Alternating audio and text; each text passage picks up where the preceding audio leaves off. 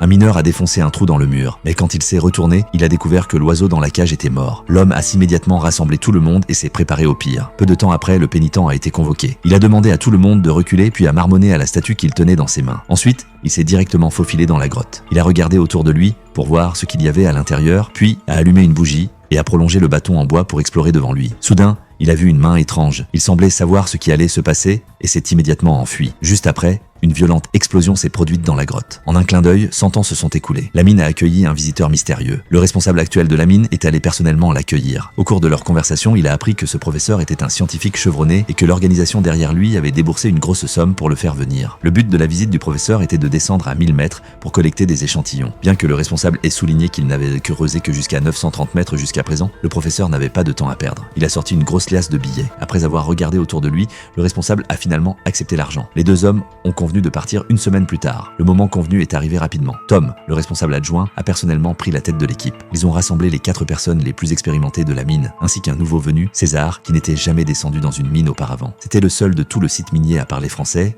une demande spécifique du professeur. Très vite, ils sont descendus dans la mine à 1000 mètres. Le professeur a utilisé des instruments de précision pour déterminer l'emplacement exact de l'échantillon. George a installé les explosifs et a fait sauter une petite ouverture où une seule personne pouvait passer. Tout le monde est entré l'un après l'autre dans un espace ouvert, apparemment creusé par d'autres, il y a longtemps. Quelques personnes ont commencé à parler de la légende d'il y a 100 ans. À l'époque, il y avait eu un accident minier et plus de 30 personnes avaient disparu, mais leurs corps n'avaient jamais été retrouvés. À ce moment-là, une atmosphère de tension enveloppait chacun. Cependant, le professeur, sans tenir compte des quelques personnes, s'est dirigé directement vers la grotte. Les autres se sont précipités pour chercher le professeur. Peu de temps après, ils sont arrivés à une intersection et se sont séparés pour chercher. Au bout du passage de gauche, César et les autres ont découvert un squelette. George s'est précipité le premier et a fouillé, mais n'a rien trouvé. Cependant, César a trouvé un signe distinctif près de la main du squelette. George l'a arraché et l'a directement mis dans sa bouche pour le mâcher, pensant que cet objet devait valoir très cher. César a également remarqué que les doigts du corps présentaient des blessures évidentes et a découvert sur le mur des mots écrits avec du sang. Il était écrit « Il est venu pour chacun d'entre nous. Il se cache dans l'obscurité. Maintenant, il dort. Il reviendra. Nous sommes maudits. » Soudain,